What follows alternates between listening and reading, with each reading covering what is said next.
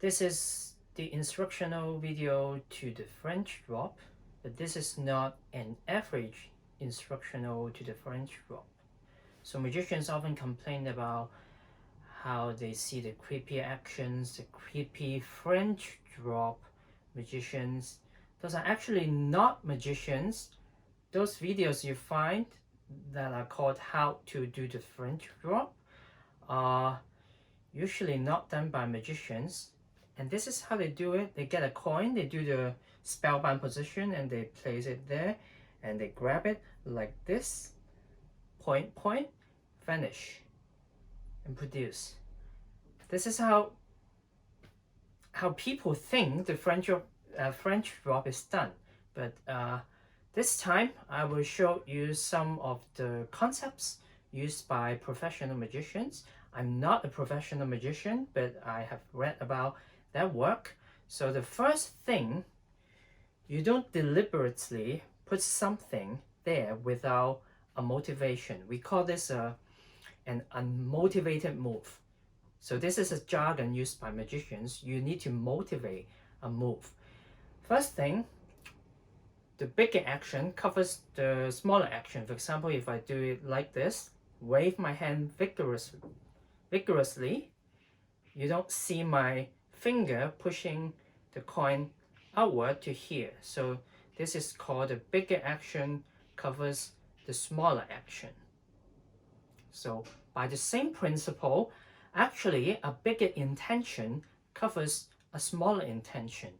That is what it is called to motivate an action.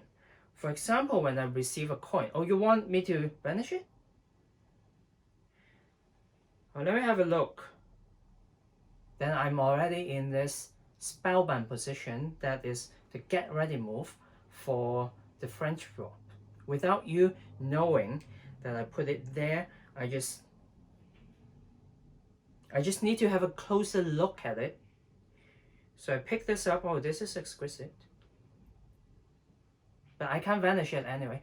So this is the first step. The first step is to motivate your move by giving it meaning, and you need to do it that way.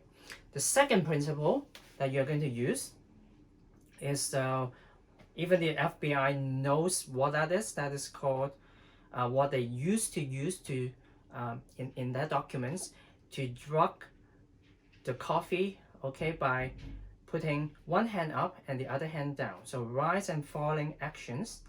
If one hand rise, you're going to look at it, the other hand, you will forget about it. So why do I need to do this? Why do I need to do this? So you need to give them a roller coaster ride. So in the beginning, when you are being heckled, challenged to vanish a coin, you would say, oh, you want me to vanish it? Don't satisfy them, because if you do it, you're just doing a scientific demonstration of some sort. Then, okay, I vanish it. Then it does not work that way. You need to give some drama to it. So to disappoint them in the beginning is very important. So it might be very hard, but I can make this one look bigger. Now look, through hypnotism, like this, through hypnotism, it's going to become big and small, big and small. So this is the emotional ride of being satisfied, being having something to anticipate and then get disappointed again. So this is how I create the offbeat. When I lower my hand here, I don't just look, then create the offbeat. By the way, the offbeat is the moment that they don't want to look. They want to relax and look away and think, oh, what is he doing? So this plot, big and small, I am motivating myself to raise my hand like this and do the invasion of their intimate space. And that is the fourth point. When you are being heckled, you draw attention to a coin And you pay attention to it so that they will move closer. They will, oh, okay, now you vanish a coin for me. Okay, so you look at it like this, pick it up. Now I'm going to make it bigger. And then you invade their intimate space without them feeling it explicitly. So that is a fourth point.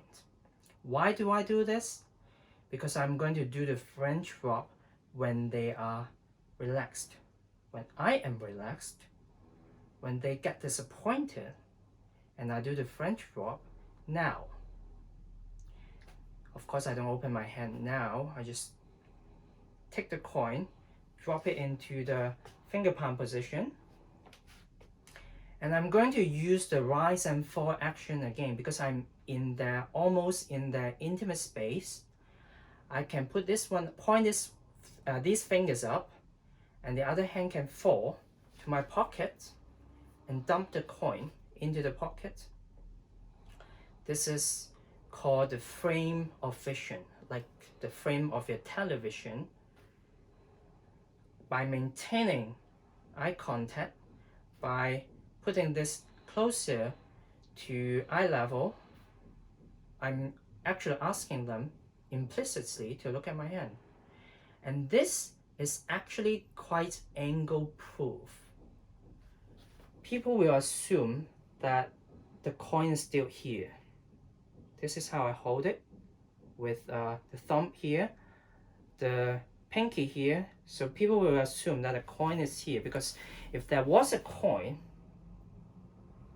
that would still be invisible. That would still be invisible. So one more time, I relax, they get disappointed, and I'm in the intimate space so that the bottom of the frame will move closer up. I take this, maintain eye contact, and I talk. This is called form maintenance or time is direction, or in layman's term, in normal people's term, you could call it reinforcing the false assumption. Because people usually, they have some knowledge about magicians. Is he going to do the retention vanish? The fake put? So you could just raise this hand and do this. So they think this is the moment that you do the false transfer, and you slowly vanish the coin. Just like that. So if you like this, and if you did watch the whole video, I hope you will not be that average Uncle Bob again and do that creepy put, grab, point, vanish action, because you know some of the theories that the coin magicians know. And actually, there's one more point. In behavioral psychology, if you invade someone's personal space and intimate space, they will actually feel uncomfortable in the beginning, and then they will just take it as that is. So don't think that people are going to heckle you and you're going to give up on them. You could still do something really simple and something impressive. Thank you.